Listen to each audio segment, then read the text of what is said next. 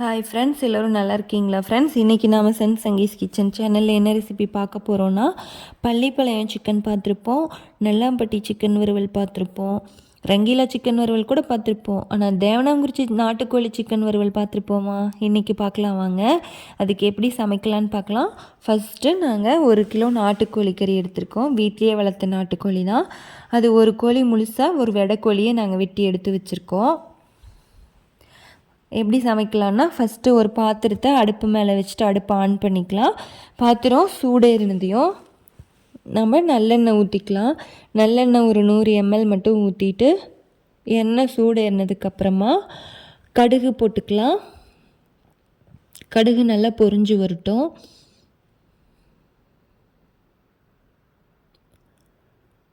கடுகு பொரிய ஆரம்பிச்சிருச்சுங்க. நாம் இப்போ பெரிய வெங்காயம் வெட்டி வச்சுருக்கோம், கருவேப்பிலை, வரமிளகாய் கிள்ளி வச்சுருக்கோம். இப்போ அதை 3ஐயும் நாம் அது கூடவே கொட்டிக்கலாம். கடுகு பொரிஞ்சிருச்சு. நல்லா பெரிய வெங்காயம் பச்சை வாசனை போகிற வரைக்கும் கொஞ்சம் நேரம் நம்ம கிளறணுன்னா வெங்காயம் சீக்கிரமாக வெந்துடும். அவ்வளோதான். வெங்காயம் நல்லா வணங்கட்டும். தேவனாங்குறிச்சி நாட்டுக்கோழி சிக்கன் வறுவலுங்க. இது கண்டிப்பாக யாருமே சாப்பிட்ருக்க மாட்டீங்க. இந்த டேஸ்ட்டு அவ்வளோ சூப்பராக இருக்குங்க. ரொம்ப சிம்பிள் மெத்தடுங்க, ஈஸியாக சமைக்கலாங்க. இப்போ வெங்காயம் வணங்கிருச்சு. நம்ம வெட்டி வச்சுருந்த சிக்கன் அதுக்குள்ளே போட்டுக்கலாம். போட்டுட்டு கிளறிக்கலாம். இருங்க, கோழியோட முட்டையோட மஞ்சள் கரு உள்ளே விழுந்துருச்சு, அதை எடுத்து வச்சிடலாம். ஏன்னா அதை நம்ம கறியோடு கிளறும்போது மஞ்சள் கரு உடஞ்சிரும். அதனால் கருமுட்டையை நம்ம எடுத்து வச்சிடலாம், முட்டையும் கருமுட்டையும். இப்போ கிளறிக்கலாம். இப்போ இது கூட நாம் மஞ்சள் தூள் போட்டுக்கலாம். 2 ஸ்பூன் நாம் மஞ்சள் தூள் சேர்த்திக்கிறோம். மஞ்சள் தூள் சேர்த்திட்டு இப்போ நம்ம வீட்லேயே அரைச்ச சாம்பார் பொடி, அதாவது குழம்பு மிளகா பொடின்னு சொல்லுவோம். இது கடையில் பேக்கெட்டில் வாங்கின பொடி யூஸ் பண்ணிடாதீங்க. வீட்லேயே அரைச்ச சாம்பார் பொடி தான் இதுக்கு யூஸ் பண்ணணும். அதுதாங்க அவ்வளோ டேஸ்ட்டு கொடுக்கும். அதுதான் தேவனாங்குறிச்சி நாட்டுக்கோழி சிக்கன் வறுவலோட ஸ்பெஷலே இது தாங்க. வீட்லேயே அரைச்ச குழம்பு சாம்பார் பொடியை இப்போ 4 ஸ்பூன் போட்டிருக்கிறோம். போட்டுட்டு நல்லா கறியை பரட்டிக்கலாம். மஞ்சள் தூளும் சாம்பார் பொடியும் போட்டுட்டோம். கறியோடு நல்லா கலங்குற மாதிரி பரட்டி விட்டுட்டு, இப்போ நம்ம தேவையான அளவு உப்பு போட்டுக்கலாம். நம்ம கல்லுப்பு போட்டுக்கலாம். கல்லுப்பு போட்டோன்னா தான் கறி தனித்தனியாக உருண்டு வரும். நம்ம கறி வேக வேக சூடேற நல்லா கறி உருண்டு வரும். கறியில் தண்ணி விடும். நல்லா பரட்டிக்கலாம். சூப்பராக இருக்குங்க ஃப்ரெண்ட்ஸ். இந்த மாதிரி நீங்கள் கண்டிப்பாக சமைச்சு பாருங்கள். சிம்பிள் மெத்தடுங்க. எல்லாருக்குமே இந்த டேஸ்ட்டு அப்படி பிடிக்குங்க. குழந்தைங்க கூட விரும்பி சாப்பிடுவாங்க. கறி நல்லா பரட்டி விட்டுட்டோம். இப்போ இது கூடவே நாம் குழம்பு, அதாவது கறி குழம்பு மிளகுடிங்க. இது கறி குழம்புக்குன்னு தனியாக அரைச்ச கறி குழம்பு மிளகுடி. அது 2 ஸ்பூன் போட்டுக்கலாம். போட்டுட்டு இப்போ இதையும் நல்லா நம்ம கிளறி விட்டுக்கலாம். சாம்பார் பொடி அதுவும் வீட்லேயே அரைச்சது. அதுக்கு நாம் கொத்தமல்லி தூள் கம்மியாக போட்டிருப்போம். அதாவது கொத்தமல்லி கம்மியாக போட்டிருப்போம், மற்ற பொருள்லாம் நிறையா போட்டிருப்போம். கறி குழம்பு மிளகுடிக்கு கொத்தமல்லி நிறையா போட்டிருப்போம். அதுக்கு போட்ட பொருளில் இதுக்கு கொஞ்சம் கம்மியாக போட்டிருப்போம், நிறைய பொருள் போட்டிருக்க மாட்டோம். அதுதாங்க ஸ்பெஷல் இதில். அதனால் சாம்பார் பொடி 4 ஸ்பூன் வீட்லேயே அரைச்சிது, அது 4 ஸ்பூன் போட்டுக்கோங்க. கறி குழம்பு மிளகுடியை 2 ஸ்பூன் போட்டுக்கோங்க. இதுதான் தேவனாங்குறிச்சி நாட்டுக்கோழி சிக்கன் வறுவலோட ஸ்பெஷலுங்க. கண்டிப்பாக இதை மிஸ் பண்ணாமல் இந்த வீடியோ ஃபுல்லாக பாருங்கள். வீடியோ எண்டு வரைக்குமே பாருங்கள், அப்போ தான் உங்களுக்கு புரியும். நல்ல கறியை பரட்டி விட்டுறலாங்க. குண்டாவோடையே அப்படியே தூக்கி குலுக்கணுன்னா தான் அடியில் இருக்கிற கறி மேலே வரும், மேலே இருக்கிற கறி அடியில் போகும். நல்லா அந்த மசாலாலாம் கலந்து கறி நல்லா டேஸ்ட்டாக வேகுங்க. நல்லா பரட்டி விட்டுக்கலாங்க. பாருங்கள், கறி நல்லா உருண்டு வந்துருச்சுங்க. பார்த்தாவே உங்களுக்கே தெரியும், தனித்தனியாக உருண்டு வந்துருச்சு. லைட்டாக தண்ணி விட்ட மாதிரி இருக்குது பாருங்கள். போய் நல்லா ஒரு குலுக்கி விட்டுட்டு அடுப்பு நல்லா கொஞ்சம் ஹை ஃப்ளேம்லேயே எரிஞ்சிட்ருக்கட்டுங்க. அப்போ தான் நல்லா கறி உருண்டு வரும். இப்போ பாருங்கள், இது கூட நம்ம தண்ணி ஊற்றிக்கலாம். கறி தனித்தனியாக உருண்டுருச்சு, அதனால் தண்ணி ஊற்றிக்கலாம். தண்ணி எவ்வளோ ஊற்றுறோம் அப்படின்னா, கறி மூழ்கிற வரைக்கும் ஊற்றணுன்னா போதும். கறி நல்லா முழுகிற வரைக்கும் இருந்தால் போதும். அதிகமாக ஊற்ற வேண்டாம், கம்மியாகவும் ஊற்றிடாதீங்க. கறி நல்லா முழுகிற வரைக்கும் ஊற்றுனீங்கன்னா போதும்.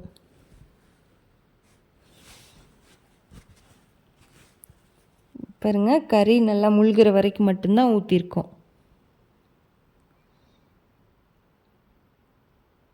ஊற்றியாச்சுங்களா? அவ்வளோதான். இதை அப்படியே லைட்டாக ஒரு கலக்கி விட்டுக்கலாம். ஏன்னா தண்ணி அந்த மிளகுடி எல்லாம் கலந்து கறியோடு கலந்து வரணும். நல்லா ஒரு கலக்கி விட்டுக்கலாம். உப்பு சரியாக இருக்கான்னு பார்க்கணுங்க. இப்போ நம்ம கொஞ்ச நேரம் மூடி வச்சிடலாம். ஒரு 10 நிமிஷம் கழித்து திறந்து பார்க்கலாம். இன்னும் கொதிக்க ஆரம்பிக்கல. மறுபடியும் ஆனால் ஒரு கிளறி விட்டுட்டு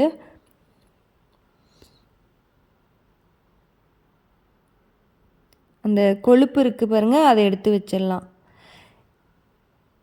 ஆமாங்க, ஏன்னா கொழுப்பு வந்து கரைஞ்சி எண்ணெய் தனியாக பிரிஞ்சு வர ஆரம்பிச்சிடும். கொழுப்பு வந்து சூடேற உருகி போக ஆரம்பிச்சிடும். அப்புறம் குழம்பு ஃபுல்லாக எண்ணெயாக மிதக்கிற மாதிரி இருக்கும். அதனால் நம்ம கொழுப்பை வந்து ஃபஸ்ட்டு எடுத்து வச்சுட்டு குழம்பு கொதிக்கும் போது கொழுப்பு உள்ளே போட்டுக்கலாங்க. அப்போ தான் உப்பு சரியாக இருக்கான்னு பார்த்துக்கலாம். உப்பு லைட்டாக கம்மியாக இருந்துச்சுன்னா இன்னும் கொஞ்சம் லைட்டாக உப்பு போட்டுக்கலாம். உப்பு போட்டு இப்போ அந்த முட்டையும் கருமுட்டை இருக்குது இல்லைங்களா, மஞ்சள் கருமுட்டை, அதையும் அப்படியே அழுங்காமல் தண்ணியில் வச்சிடலாம் குழம்புக்குள்ளே.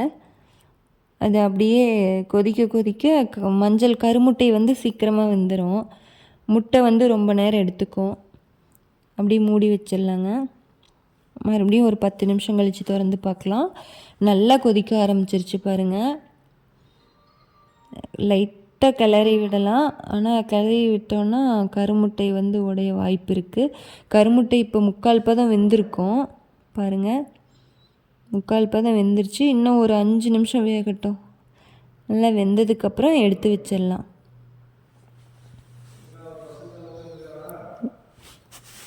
இப்போ நம்ம கொழுப்பு எடுத்து வச்சுருந்தோம் இல்லைங்களா, இப்போ குழம்பு கொதிச்சிட்ருக்கிறப்ப இப்போ அந்த கொழுப்பை நம்ம உள்ளே போட்டுக்கலாம். ஏன்னா இப்போ குழம்பு கொதிச்சிட்ருக்கும்போது உள்ளே போட்டோன்னா கொஞ்சம் நேரத்துலேயே அந்த கொழுப்பு வெந்துடும். ரொம்ப நேரம் விட்டோம்னா கொழுப்பு உருகிடும். அதனால் கொஞ்சம் நேரத்தில் வெந்ததையும் எடுத்துக்கலாம். மூடி வச்சிடலாம். மறுபடியும் 10 நிமிஷம் கழிச்சு ஓப்பன் பண்ணி பார்க்கலாம். இன்னும் நல்லாவே கொதிச்சிட்ருக்குங்க. இப்போ அந்த கருமுட்டையை நாம் எடுத்து வச்சிடலாம். எல்லாம் ரொம்ப நேரம் வெந்ததுன்னா சத்து குறைஞ்சிடும்.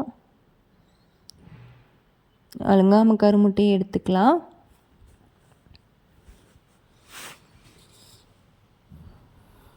அந்த கொழுப்பும் வெந்திருக்கும். இப்போ அந்த கொழுப்பும் எடுத்து வச்சுக்கலாம். விட்டோன்னா உருகி போயிடு, குழம்பு ஃபுல்லாக எண்ணெயாக மிதக்கும். அதனால் அதை அப்படியே எடுத்து வச்சிடலாம், வெந்திருக்கும். இப்போ கொஞ்சம் நல்லா பெரட்டி விட்டுடலாம். கொஞ்சம் நேரம் முட்டை மட்டும் இன்னும் கொஞ்சம் நேரம் வேகட்டும். முட்டை வந்து எப்படியும் ஒரு 15 நிமிஷம் வெந்ததுனாவே போதுங்க. கருமுட்டை ஒரு 10 நிமிஷத்துலேயே வெந்துடும். முட்டை வந்து இன்னும் ஒரு 5 நிமிஷம் வேகட்டும். கறி வெந்திருக்கான்னு பார்க்கலாம். இன்னும் வேகலை, கெட்டியாக தான் இருக்குது. நாட்டுக்கோழின்றதுனால ரொம்ப நேரம் வேகணுங்க. அப்போ தான் ரொம்ப நேரம், எப்படியும் 1 மணி நேரம் கொதிக்கணுங்க. மூடி வச்சுருந்தோன்னா ஒரு 3/4 மணி நேரம் கொதிச்சதுனா தான் நாட்டுக்கோழி வேகுங்க. அவ்வளோ டைட்டாக இருக்குங்க. அதனால் நல்லா அடுப்பு குறைக்கவே வேண்டாம். நல்லா ஹை ஃப்ளேம்லேயே இருக்கட்டும். அப்போ தான் நல்லா கொதிச்சுட்டே இருக்கும். ஆனால் மூடியே வச்சுருக்கலாம். மூடி வச்சுட்டு வேக வச்சோன்னா தான் சீக்கிரமாக வேகும். பாருங்கள், நல்லாவே கொதிச்சிட்ருக்கு. தேவனாங்குறிச்சி சிக்கன் வறுவலுங்க, அவ்வளோ சூப்பராக இருக்கும். கண்டிப்பாக நான் வீடியோக்காக சொல்லிங்க, நீங்கள் கண்டிப்பாக இதை ட்ரை பண்ணி பாருங்கள். ட்ரை பண்ணி பார்த்தீங்கன்னாவே உங்களுக்கு அந்த டேஸ்ட் உங்களுக்கு புரியுங்க. ஈரல் வெந்திருக்குங்க. ஈரல் எடுத்து வச்சிடலாம். ஈரல் வந்து மண்ணீரல் தானே, சீக்கிரமாக மாவு மாதிரி இருக்கிறதுனால சீக்கிரம் வெந்துடும். அதையும் எடுத்து வச்சிடலாம். ஏன்னா அது இப்போ 1/2 மணி நேரமாக கொதிக்குது. அதனால் அது நல்லா வெந்திருக்கும். ஃபஸ்ட்டு எடுத்து வச்சிடலாம். குழந்தைங்களுக்கு கொடுக்கறதுனாலும் இல்லை பெரியவங்க வயசானவங்களுக்கு கொடுக்கறதுனா கூட ஈரல் எடுத்து வச்சு நம்ம கொடுத்துடலாம். அவங்க சாப்பிடட்டும். இப்போ கறி 3/4 பதம் வெந்திருக்குங்க. அதனால நம்ம இப்போ குழம்பு எடுத்து வச்சுக்கலாம். இது பேர் தான் தண்ணி குழம்புங்க. இந்த தண்ணி குழம்பு தான் அவ்வளோ டேஸ்ட்டாக இருக்குங்க.